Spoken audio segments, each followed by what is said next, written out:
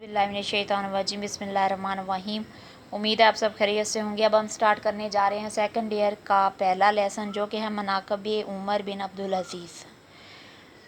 शायर का नाम है अल्लामा शिबली नुमानी, जिन्होंने ये बुक लेसन लिखा है। पैदाइश उनकी हुई है 1857 में और 1914 में इनकी वफ़ात हुई है।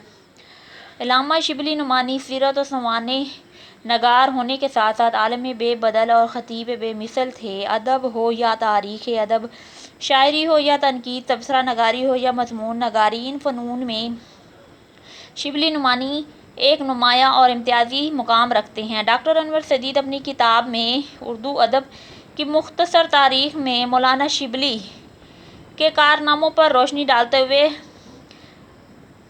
लिखते हैं कि शिबली का सबसे बड़ा कारनामा क्या है। सीरतुन नबी की तदवीन है, जिसे उन्होंने उम्र भर का हासिल और वसीला निजात करार दिया। सीरत की 2 जिल्दें शिबली ने अपने कलम से लिखीं और इनमें फ़न रिवायत निगारी पर बेहद आलमाना बहस की है। बकिया जिल्दों के लिए उन्होंने मजलिस तालीफ सीरत बनाई। चुनांचे उनके छोड़े हुए काम को मौलाना सैयद सुलेमान नदवी ने मुकम्मल किया है। इसके अलावा ज़ैरे नज़र मज़मून, जिस पर अभी हम तबसरा करने जा रहे हैं, मनाक़िब उमर बिन अब्दुल अज़ीज़ मक़ालाते शिबली जिल्द 4 से मुंतखब किया गया है। अब बढ़ते हैं इसके खुलासे की जानिब। खुलासे में क्या बयान किया गया है। अल्लामा शिबली नुमानी ने मार्के कुतुब खाना खदयोयो में अल्लामा इब्ने जोज़ी की किताब सीरतुल इमरान से इस्तिफ़ादा किया और अपनी किताब अल फ़ारूक के लिए मवाद हासिल किया। ये किताब हज़रत उमर बिन अब्दुल अज़ीज़ के इखलाक़ और अदल इंसाफ़ पर मबनी किताब है, जिसमें मुख्तलिफ़ वाक़यात जो हैं वो दर्ज है जो गैर मुस्लिम से ताल्लुक़ रखते हैं। एक मरतबा क्या हुआ, हम्स के ईसाई ने शिकायत की कि खलीफा वलीद बिन अब्दुल मलिक के फ़र्जंद अब्बास ने उनकी ज़मीन पर कब्ज़ा कर लिया है। तो उमर बिन अब्दुल अज़ीज़ ने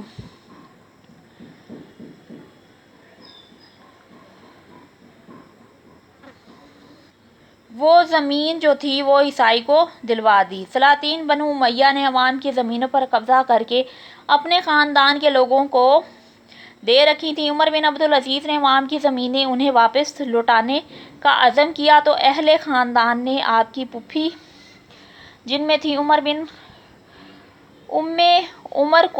पुप्पी उम्मे उमर को सिफारिश करने के लिए आपके पास भेजा। उमर बिन अब्दुल अज़ीज़ ने अपनी पुप्पी की सिफारिश कबूल करने से इनकार कर दिया।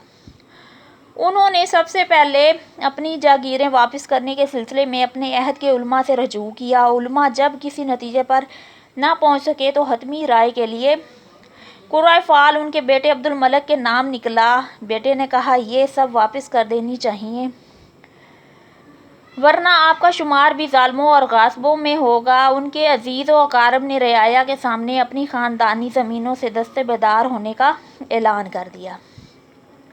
जब अब्दुल मलिक के दौरे हुकूमत में खलीफा पर तनकीद करने की इजाज़त नहीं थी, बल्कि तनकीद करना जुर्म के मुतरादिफ समझा जाता था। उमर बिन अब्दुल अज़ीज़ ने बिद्दत और लानत को ख़त्म किया और अदालत के वक्त अपने पास 2 मुत्तकी और परहेज़गार